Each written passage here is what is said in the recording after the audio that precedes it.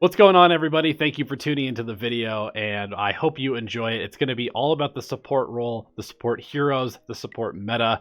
But before we hop into the content, if you haven't checked out the poll that we just started running on YouTube, please go vote. Let us know what types of heroes, what role you're playing, so that we can continue to create content that you guys really want to see. So enjoy the video. We love you guys, and thank you again for tuning in.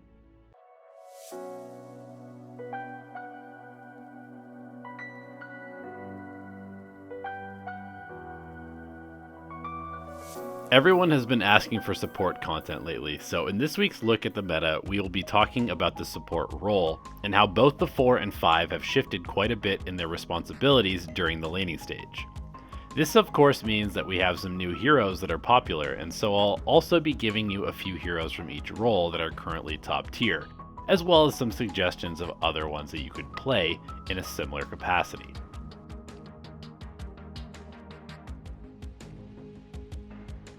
One of the more important things to remember about supports is that they are cast in the role due to their ability to have high impact in the early game.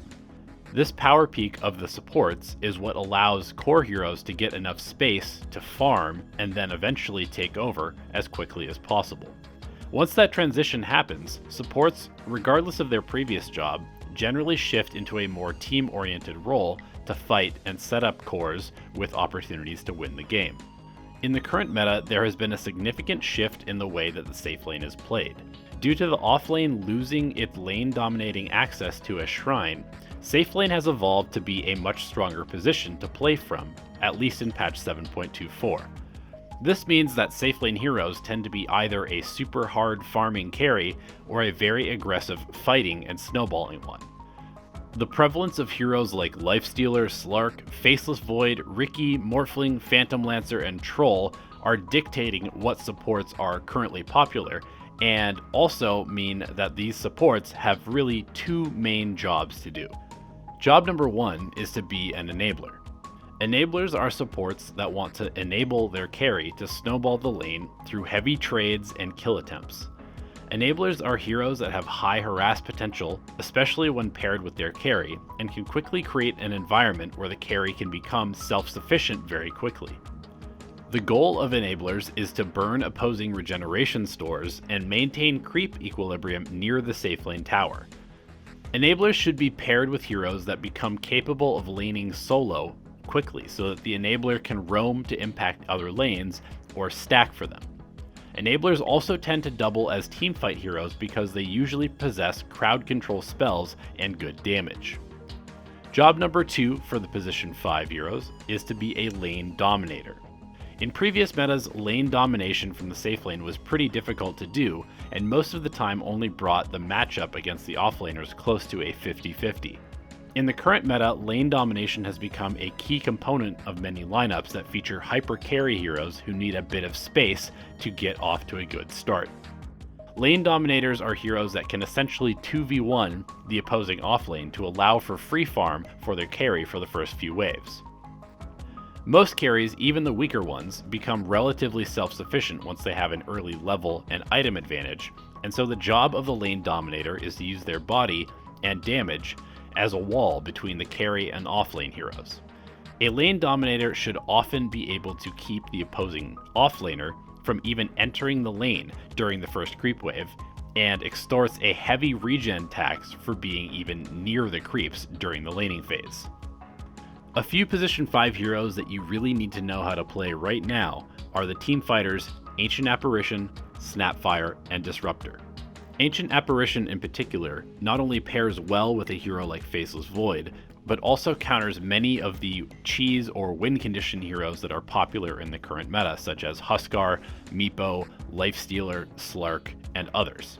As for the lane dominating side of the position 5 role, we recommend learning heroes like Undying, Batrider, and Enchantress, who all have the capability of completely zoning out an enemy offlane or enemy dual lane by themselves.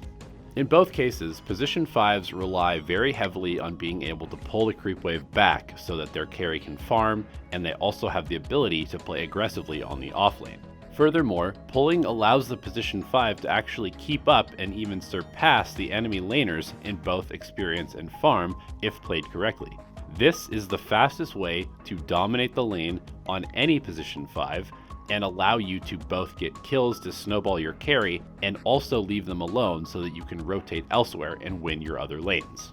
The position 4 role has come almost full circle in the last couple of years, and the current meta brings a lot of interesting options into play. Offlane has gotten a lot harder to play, and this means that a lot of the time, it can often be easier to just avoid playing the lane entirely. When an offlaner resorts to cutting the wave or dragging the wave, the position 4 needs to be flexible and take on a couple of other different jobs. In many cases, the position 4 is actually the hero that needs to be cutting the wave and dragging it either between their tier 1 and tier 2 offlane towers, or dragging it back to the third wave to double the wave, which is going to then push into the offlaner and give them positive creep equilibrium.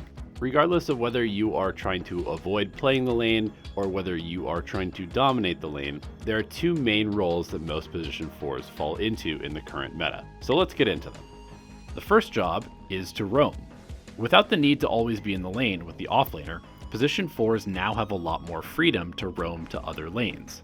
Sometimes this takes the form of creating a kill-heavy tri-lane in the safe lane, and other times there is a strong kill combo in the mid, and with just a little bit of help you can get the game off to a snowball for your position 2.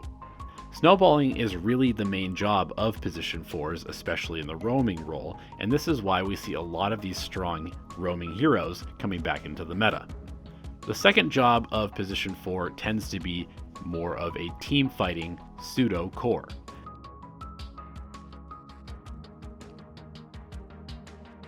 In cases with stronger offlaners who want to play more aggressively in the lane, position 4s can opt for a more harass-heavy killing style of support. These supports also double as teamfighters and usually provide strong teamfighting spells with plenty of crowd control. Teamfighters can help their offlane hero snowball with early kills if there is a strong combination to play around, or they can play more greedy and farm and become somewhat of a second core in the offlane in a slower paced game. Some roamers that are important to know how to play right now are heroes like Earthshaker, Tiny, and Clockwork, and fan favorite Earth Spirit is starting to feel a little bit more playable with some of his recent buffs. On the other side of the position 4 role, the team fighters that we recommend learning to play are heroes like Nyx Assassin, Rubik, and Puck. As you can see, there is definitely a little bit of overlap between the roamers and the team fighters, but it's more of a mindset of how you're approaching the game that really matters. These are obviously just a few examples of what is possible in the current meta, so feel free to experiment with various heroes and combinations. The general roles of the supports, however, are quite important to the way that games are going, and I highly recommend keeping those jobs in mind when picking your hero. Thanks so much for tuning into this video. I hope it helps you in the current meta and in many metas to come. Good luck in your games, and we will see you in another video very soon.